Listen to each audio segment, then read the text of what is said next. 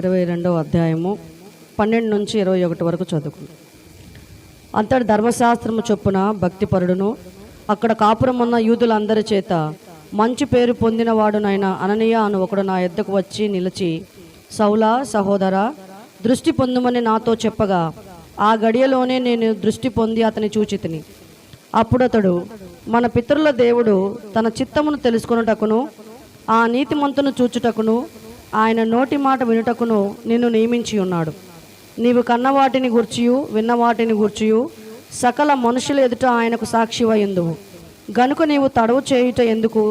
లేచి ఆయన నామమును బట్టి ప్రార్థన చేసి బాప్తిస్మము పొంది నీ పాపములను కడిగి వేసుకొనుమని చెప్పాను.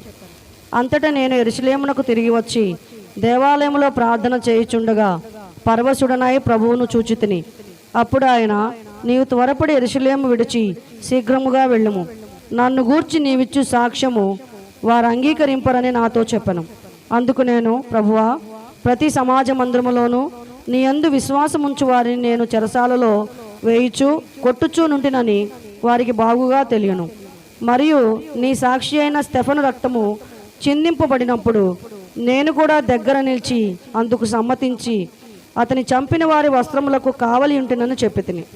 అందుకు ఆయన, వెళ్ళుము, నేను దూరముగా అన్యజనుల యొద్దకు నిన్ను పంపుదునని నాతో చెప్పను.